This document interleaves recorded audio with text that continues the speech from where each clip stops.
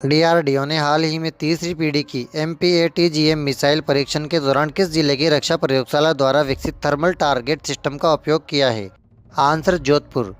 रक्षा अनुसंधान और विकास संगठन डीआरडीओ की तीसरी पीढ़ी की स्वदेशी fire and forget man portable anti tank guided missile का सफल परीक्षण किया गया है। परीक्षण के दौरान इससे चलने वाले लक्ष्य को मार गिराया। यह परीक्षण महाराष्ट्र के अहिल्यानगर में एक फायरिंग रेंज में रविवार को किया गया है। यह आधुनिक मुख्य युद्धक टैंकों को नष्ट करने में सक्षम है। यह मिसाइल सैन्य वाहन लॉन्चर से दागी जा सकती है।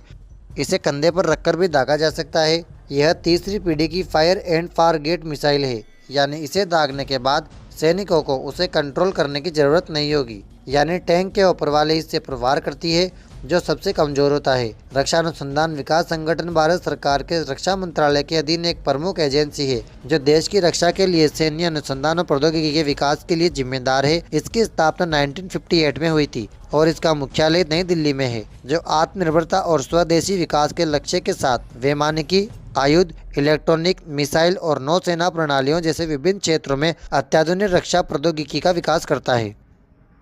मुख्यमंत्री युवा स्वरोजगार योजना 2026 किस राज्य में लॉन्च हुई, जिसका उद्देश्य 1 लाख युवाओं को सूक्ष्म उद्यमी बनाने के लिए ब्याज मुक्त ऋण और कौशल प्रशिक्षण देना है? आंसर राजस्थान। मुख्यमंत्री युवा स्वरोजगार योजना 2026 राजस्थान में हाल ही में लॉन्च हुई है, जिसका उद्देश्य 1 लाख युवाओं को सूक्ष्म उद्यमी बनाने के लिए ब्याज मुक्त ऋण और कौशल प्रशिक्षण देना है, जिससे वे आत्मनिर्भर बन सके। और यह योजना शिक्षा से कौशल और कौशल से रोजगार के मंत्र पर आधारित है और राजस्थान रोजगार नीति 2026 के तहत शुरू की गई है। मुख्यमंत्री स्वरोजगार योजना में विनिर्माण के लिए 25 लाख रुपए तक और सेवा क्षेत्र के लिए 10 लाख रुपए तक का ऋण मिलता है। साथ ही मार्जिन मनी अनुदान और ब्याज अनुदान का भी लाभ मिलता है। जैसे मध्य प्रदेश में 2 लाख रुपए का मार्जिन मनी और ब्याज अनुदान 5 से 6% दिया जाता है, जबकि उत्तर प्रदेश में विनिर्माण के लिए 25 लाख और सेवा क्षेत्र के लिए 10 लाख रुपए तक का ऋण मिलता है और मार्जिन मनी पर 25% अनुदान 6.25 लाख तक मिलता है, जो राज्य और श्रेणी के अनुसार बदलता है। राजस्थान में मुख्यमंत्री राज्य सरकार के वास्तविक प्रमुख होते हैं, जिनकी शक्तियां मंत्री परिषद के गठन, विभागों के आवंटन, राज्यपाल और मंत्री परिषद के बीच समन्वय और सदन के नेता के रूप में नीतियों की घोषणा करने तक फैली हुई है।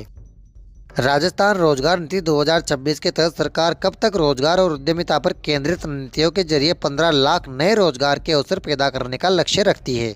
आंसर मार्च 2029। राजस्थान रोजगार नीति 2026 के तहत राज्य सरकार मार्च 2029 तक रोजगार और उद्यमिता पर केंद्रित रणनीतियों के जरिए 15 लाख नए रोजगार के अवसर पैदा करने का लक्ष्य रखती है, जिसके लिए एआई आधारित पोर्टल और ई जॉब फेयर जैसे डिजिटल प्लेटफॉर्म विकसित किए जाएंगे। साथ ही करियर परामर्श और कौशल विकास पर भी जोर दिया जाएगा। राज्य सरकार द्वारा 3 लाख से अधिक युवाओं को आर्थिक क्षेत्रों में कौशल प्रशिक्षण प्रदान करने के साथ ही करीब 2 लाख युवाओं को इंटर्नशिप करवाई गई है। 65 I start launch paid nest स्थापित किए गए हैं तथा 658 स्टार्टअप्स को करीब 22.5 करोड़ रुपए की सहायता प्रदान की गई है।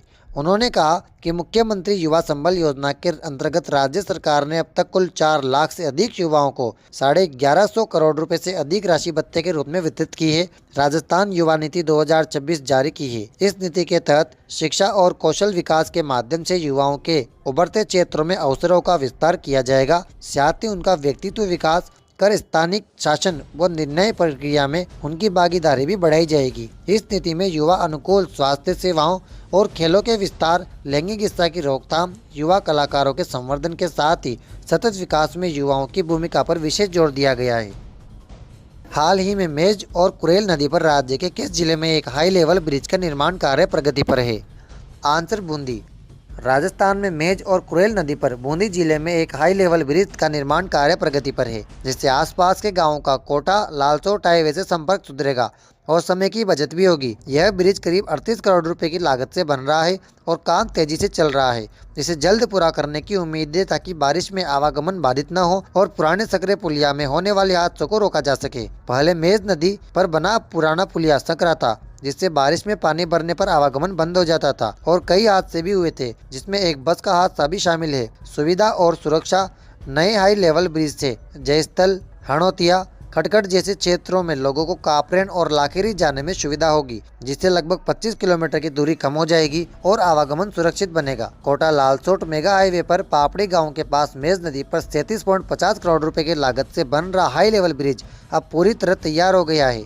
मेज नदी चंबल की एक प्रमुख सहायक नदी है जो भीलवाड़ा के मांडलगढ़ से निकलकर बूंदी होते हुए कोटा के पास चंबल में मिलती है। यह अपनी घुमावदार यात्रा और बाढ़ के लिए जानी जाती है। इस पर कई पुल और सिंचाई परियोजनाएं जैसे सोलर लिफ्ट परियोजना बनी है जो स्थानीय जीवन और कृषि क्षेत्र के लिए महत्वपूर्ण है, लेकिन बारिश में उफान से तबाही भी मचाती है।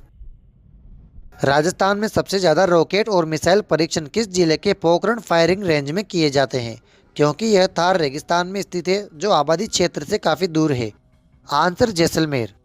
दोस्तों, डेली क्लासेस की अपडेट के लिए आप टेलीग्राम ज्वाइन कर लीजिए और साथ ही इंस्टाग्राम को भी फॉलो कर लीजिए। वीडियो अच्छी लगी हो तो इसे लाइक करके चैनल को सब्सक्राइब भी कर लीजिए। कल फिर मिलते हैं। Thank you.